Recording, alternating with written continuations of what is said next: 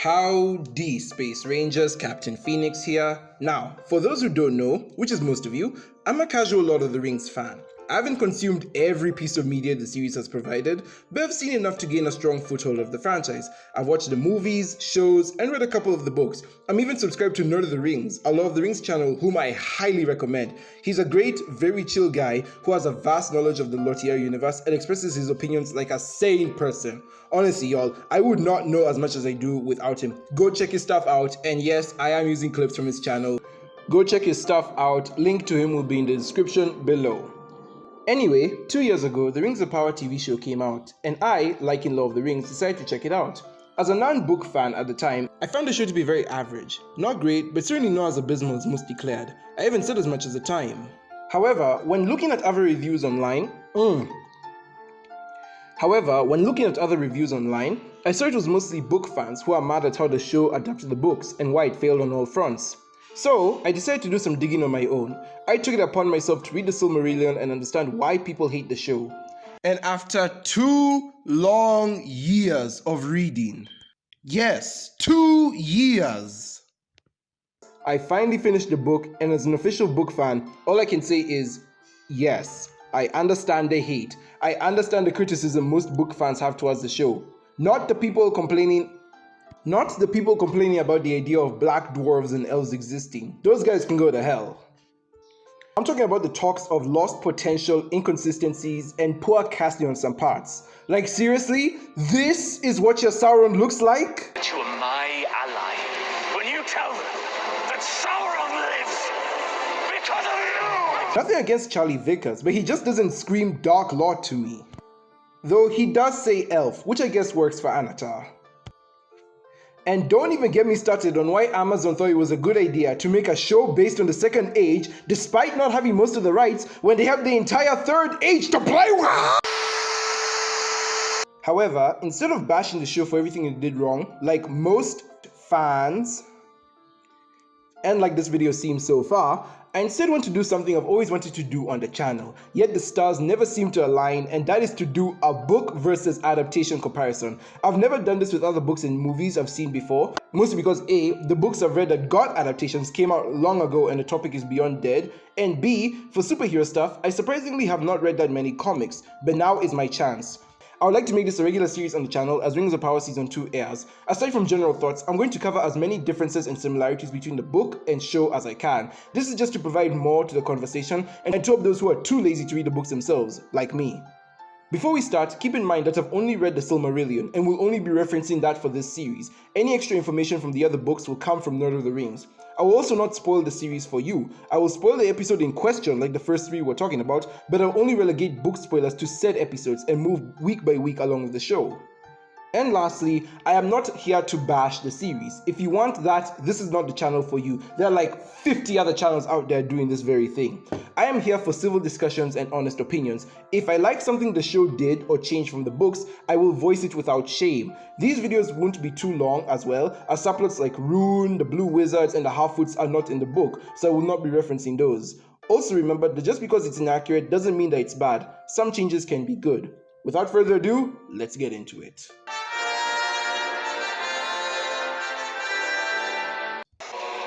Bringing its peoples together to rule them all as one. Doubt me at your peril. The orcs never hated or mistrusted Sauron, nor was he overthrown or killed when Morgoth was defeated. He feigned repentance to the Valar, but went and hid within Middle-earth. So this comes from the chapter of the Rings of Power and the Third Age, when Thangorodrim was broken and Morgoth overthrown. Sauron put on his fair hue again, and did obeisance to Eowyn, the herald of Manwë, and abjured all his evil deeds. And some hold that this was not at first falsely done, but that Sauron in truth repented, if only out of fear, being dismayed by the fall of Morgoth and the great wrath of the lords of the West. But it was not within the power of Eowyn to pardon those of his own order, and he commanded Sauron to return to Aman, and there receive the judgment of Manwë. Then Sauron was ashamed, and he was unwilling to return in humiliation and to receive from the Valar a sentence, it might be, of long servitude in proof of his good faith. For under Morgoth his power had been great. Therefore, when Eonwë departed, he hid himself in Middle-earth, and he fell back into evil, for the bonds that Morgoth had laid upon him were very strong. And when he did resurface, all the orcs immediately pledged loyalty to him as he was Morgoth's successor. There was a chain of command here. There was no chaos or discussion that needed to be had if Morgoth was overthrown. Everyone knew Sauron was second in command. Sauron did not die or lose his mortal body at the beginning of the Second Age. Yes, Tolkien does write about what would happen if Sauron lost his physical body, but it never happened. The closest Sauron got to dying before the Second Age was when he was fighting the spirit dog Huan. He does lose his body twice in the late Second Age, but not because of an insubordinate. Also, bonus note, Ada doesn't exist in the books, so this scene would not happen at all.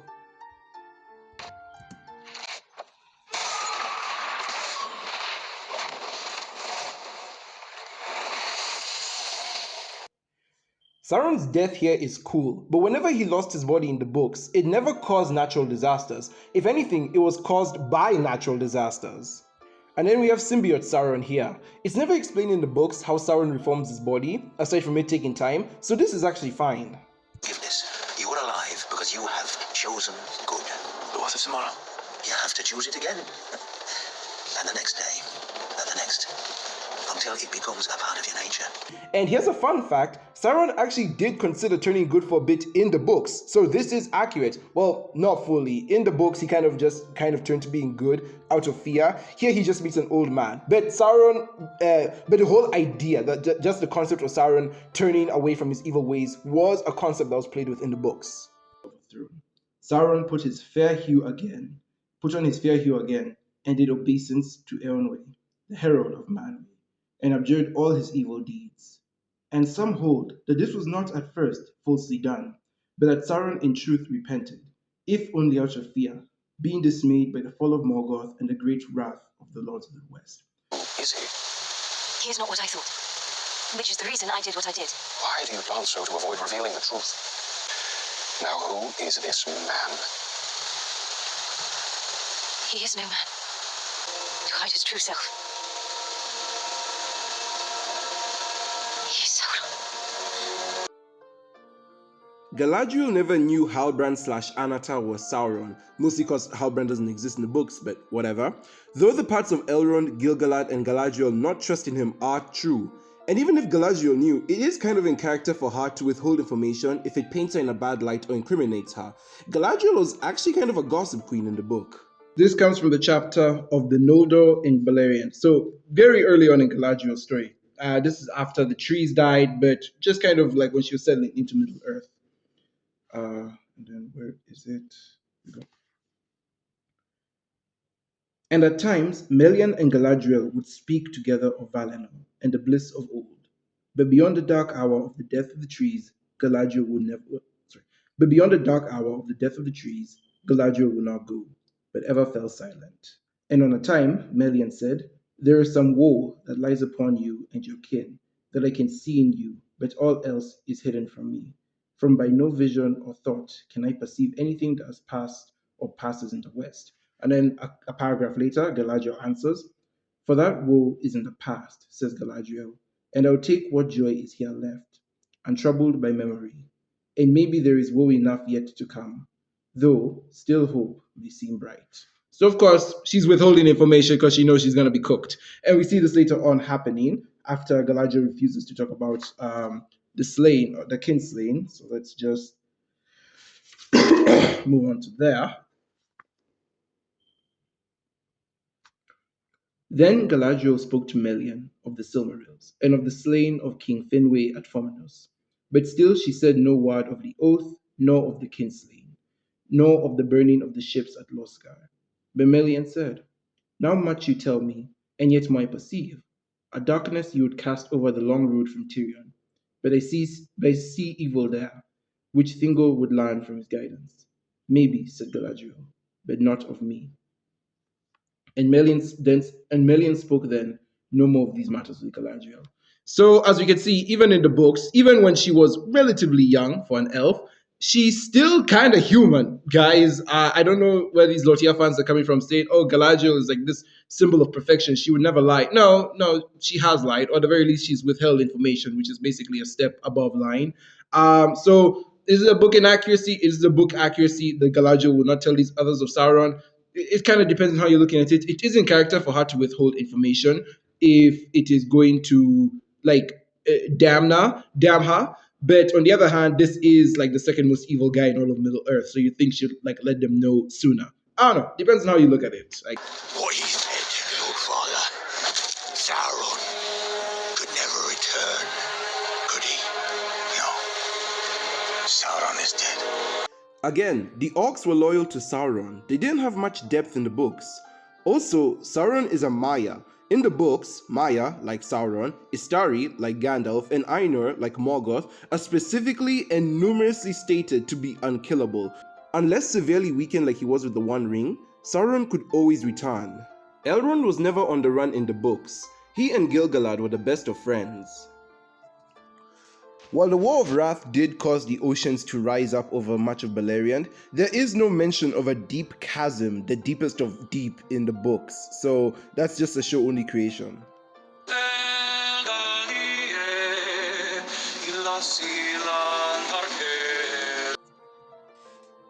The elves never had a time limit on Middle-earth. There was no need for them to leave if the plants died or became corrupted. The whole Great Tree subplot was never a thing. The book loyalists already mentioned this after Season 1 released, but for the sake of repetition, the Elven Rings were made last. Them being made first here and under Sauron's eye/knowledge makes the plot messy. But now with that out of the way, let's give my thoughts on the first episode, my general thoughts. I thought this was a really strong premiere to the season.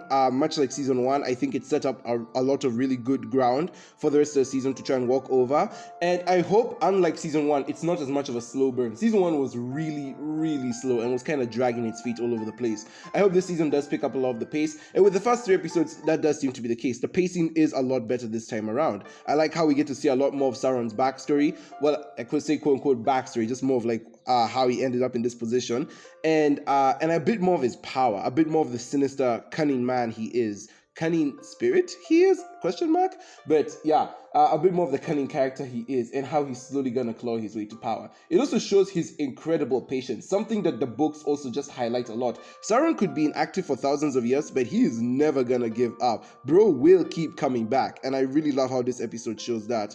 And as I said, there's a lot of good ground that's placed here, lots of stuff that we get to see in future episodes as well. I think this is a really strong start to the episode. And funny enough, I don't even think the Harfoots were in episode... No, were they in episode 1? I can't remember. The episodes blend together for me. But I think episode 1 really did cut out a lot of the fat and the fluff that we didn't need and stuck to what made the story interesting. And as I said, if they keep this momentum up, if they keep building on this over the course of the episodes, I do think Season 2 is going to be a lot stronger than Season 1. Heck, it might even be good.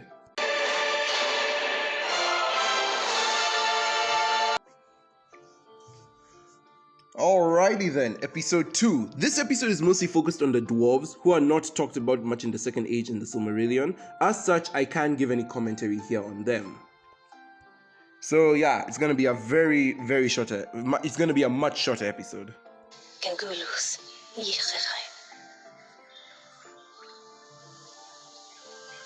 My dear brother. Finrod, Galadriel's brother, did not die chasing Sauron. Sauron captured him when on an adventure with Beren, and after the two had an epic rap battle, ordered him to be executed. Finrod died protecting Beren's life. His body was buried on a hill and remained there for the rest of the First Age. Galadriel never came into contact with it. Rumor of what I feared proved true. You would not rest till it was put right. If our friendship ever meant anything to you, please leave. Elrond and Galadriel did not have this much beef or drama in the books. I'm pretty sure they barely interacted before Rivendell was formed. Círdan never shaved his beard. He had one up until the return of the king. I like to think he wore his beard like a badge of honor, since he's literally one of the oldest elves ever. Why would you make him do this? It's time after so many centuries to finally create something. I'm going to open a first stage bottle. I have been saving it. Celebrimbor's reaction to the rings walking is accurate to his book personality. He always wanted to be regarded in the same breath as his grandfather.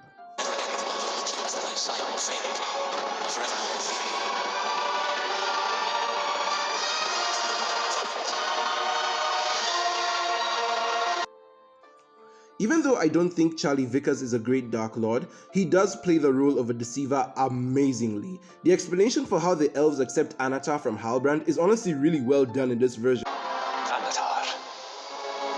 Anatar. Lord of Chaos. And again, this whole scene, aside from popping out of the fireplace, is very accurate to how Sauron presents himself like his book counterpart. Well done, show. Overall, I thought episode 2 was also really strong. I think episode 3 is the weakest of the 3 so far, mostly because it acts like a bridge to the next part, so on and so forth. But episode 2 does feel like a natural continuation. We deal with the fallout from the first episode with Galadriel's deception, and we finally get to see Anatar, even though they literally wait until the end of the episode, but hey, that's modern TV for ya. But I really do like the Anatar reveal. Not only is it a very nice callback to the book, but the way the show is able to explain its own explanation for how they went about things, and then bring in some of the book's canonicity, or I guess the book's continuity, to mend it well together, is really smart writing on their part. And oh wow, I think I'm gonna be short because I called something from Rings of Power smart. But regardless, I like it either way. I just don't understand why they had to have Círdan shave his beard. Make it make sense to me. What the hell was that about? All right, and also Galadriel having a vision is very strange. I don't recall any other characters having a vision, save for some like fast age elves and of course the Valar. So I don't know, visions in Middle-earth just seem like a very strange thing to me, but I'm not gonna dwell on that too long. But without further ado, let's move on to it. Isildur was never lost in Middle-earth, nor was he ever saved by his horse. The first time he actually went there was during Númenor's fall, which is way down the line. This entire subplot literally doesn't exist in the books. As king, he always protected the faithful. I shall miss him. Miriel's dad being an ally of the faithful friends of elves is actually accurate. Nice, well done. Also, Miriel was never blind in the books, nor did she ever travel to Middle-earth to become blind in the first place. Same applies to Elendil. He and his family never went to Middle-earth till Númenor's fall, thus this entire subplot of him grieving would also not exist. You speak so freely of dead kings, yet you refuse to utter your own son's name. You blame yourself, but you needn't. True blame belongs to another. Isildur also never had a sister. He had a brother who I think was mentioned somewhere in season 1, but a sister just doesn't exist in the books. To recall, bat and an eagle. It is rare for an eagle to grace a coronation. Should one make an appearance at yours, it would be seen as an auspicious omen. Eagles used to be a sign of good fortune to the Númenóreans, but after years of gaslighting themselves into hating the elves and the Valar, they made them into an omen of ill will. You think you could provide rings? One for each of Middle-earth's most powerful dwarf lords. You brought us here to battle duly. These rings will be beyond any power yet to devise. The rings Celebrimbor and Anatar made in the book were all supposed to be for the elves. However, since the elves got their 3 first in the show, they, the writers, had to think of a way to get more, so they made it so that the elves distribute them to the other races themselves instead of Sauron after the siege of Eregion. And they also needed some new reason as to why the elves had to keep making more rings. And so that's why I think the subplot of the mountain dying was made, because, well, the elves had a great tree that was dying, so they made the rings to save themselves. The dwarves needed a ring for their mountains. It's very strange. I understand why they did it, but like, they also dug themselves into a corner. They also wrote themselves into a corner they could not get out of. So, I am congratulating the High King on the efficacy of the 3, and telling him that I'm closing up the forge, with a promise to join him in Lindon as soon as possible. Lies your High King. I would grant us the space to complete our work. I have spent an age preparing for this. I have apprenticed, I have studied, I have reached the very height of my craft. This is my moment. Celebrimbor never lied to Gil-galad in the books. All the elves knew he was working with Anatar. It's the main 3 who didn't trust him, Anatar, that's why he was never allowed in Lindon. This is again coming from the chapter of the Rings of Power and the Third Age. Only to Lindon, and so this is after Sauron has taken his fair form of Anatar. Only to Lindon he did not come, for Gil-galad and Elrond doubted him, and his fair seeming. And though they knew not who in truth he was, they would not admit him to that land. But elsewhere the elves received him gladly, and few among them hearkened to the messengers from Lindon, bidding them beware. For Sauron took to himself the name of Anatar, the Lord of Gifts, and they had at first much profit from his friendship. And he said to them, Alas, for the weakness of the great, for a mighty king is Gil-galad, and wise in all law is Master Elrond, and yet they will not aid me in my labors. Can it be that they do not desire to see other lands become as blissful as their own? But where thou should Middle Earth remain, forever desolate and dark, whereas the elves could make it as fair as Eresia, nay, even as Valinor. And since you have not returned thither, as you might, I perceive that you love Middle Earth, as do I. So as we can see here, both Elrond and Gilgalad saw through Sauron's guys, which is why I'm assuming in Rings of Power they don't meet who this Anatar guy is yet. Mostly because I feel like Gilgalad and Elrond will be like, we don't trust him. He's kind of sketchy. He's kind of weird. The book also doesn't mention anything about Galadriel, though from Lord of the Rings, who I said I do refer to you guys. Please go check him out a lot. He does mention that Galadriel also saw through Anatar's form. It's not mentioned here, but if it's not mentioned at all, it makes sense why he was able to deceive her. If it's not a thing in the law at all, it does make sense why he was able to deceive her, and why, again, Elrond and Gilgalad are the only ones who did not admit him to Lindon. In the show, though, so this is very accurate. So the show so far is being very accurate to the book. The only thing that's being inaccurate is that we know that Anatar went to Lindon, but they refused him. They refused him hospitality there. In the show, though, he just goes straight to Eregion. He doesn't visit Lindon at all. So, I don't know what's up with that. I feel like they maybe could have expanded a bit on that, just having Elrond and Gilgalad be like, this guy is kind of sketchy here. But I don't think it breaks the show. There's not really much here that's like, oh, it clashes with the larger story. I'm Astrid. Isildur. As far as I know, there is no Estrid in the book.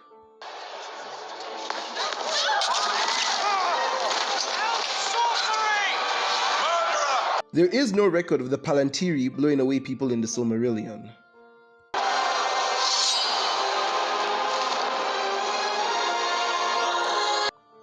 The Eagles never chose Pharazôn to be king. He kinda just yoinked the throne. Which I guess he might as well have done here, since the Númenóreans seem to be exceptionally dumb. While the Forging of the Rings is not fully accurate, Sauron's corruption is. It's why the Elf Rings, while good, were not pure as they were made by Sauron's teachings. The other 17 were fully made with his input and his contact with them. So yeah, well done. As for general thoughts on this episode, as said before, I do think it's the weakest of the three. I don't know why. Númenor was such an interesting subplot in the Silmarillion, but for some reason I just kind of find it to be the weakest here. I don't care for the Númenóreans and the Half-Foot drama as much as I do the elves, Sauron, and the dwarves. Those are the more interesting parts of the show to me. So when we're focusing on the Númenóreans, it just doesn't have that much weight to me, on me personally, which I do think is sad, and it's a loss on my part because I know what's gonna happen to Númenor, and that's gonna be hella dramatic. However, I don't know if I'll be as in love with the drama if I'm not connected to the main plot as I should be. So either this is poor writing on the writer's part, or I really need to just get a grip and like these characters as we're going forward. Everything else is fine though. I like Sauron's continued corruption of Celebrimbor. I like the Stranger not having full control of his powers because he doesn't know where he comes from. Please, oh please, do not make him Gandalf, I beg of you. I'm interested in who this new dark wizard is. It could be the other blue wizard. If that's the case, I'm really interested to see where we'll go with this blue wizard subplot. Maybe I'll start to care for the Half-Foot storyline. And yeah, I do like, again, the pacing in this show so far. I like how we get to see multiple plot lines converging, such as the dwarves meeting up with the elves, but again, Elrond and Galadriel not being there to call out Halbrand for being Sauron. Then again, Halbrand has turned into Anatar, and of course, Celebrimbor wouldn't believe them because he actually thinks Anatar is a messenger sent from the Valar. So all of this is really interesting. I do like the pacing. It's a lot better than season 1, and I do like how the converging and splitting plot lines will lead to more drama down the line. This is good so far. The writing may not be amazing, but the pacing and structure is well handled and a lot better than season 1. I'm hoping the rest of the season can keep up this energy. As of releasing this video, I think episode 4 would have released, so I'll do episode 4 next. That'll probably be out during the weekend, but I'll drop this episode as episode 4 is coming out. No guys, episode 4 is not included in this video. I'm so sorry. Please tell me in the comments, did you enjoy this video? Did you enjoy my breakdown of the episode, the different plot lines that converge and split apart and whatnot? And would you like to see more? Especially since episode 4 is coming out, I would like to get some feedback on how I can improve my video making and my breakdown of the show. I don't think I'm going to stop this series because I said it's something I really wanted to do. So just advice on how to make these videos better going forward would help a lot. Again, huge shout out and huge thank you to Lord of the Rings for the clips and the stills I'm using for the video. I hope he does not get mad at me. And I hope he continues to cover the show before I do going forward. so that I can continue to steal his clips. Shamefully though. Anyways guys, thank you so very much for watching. Be sure to like if you like, subscribe if you haven't already, hit the notification bell to be part of the team.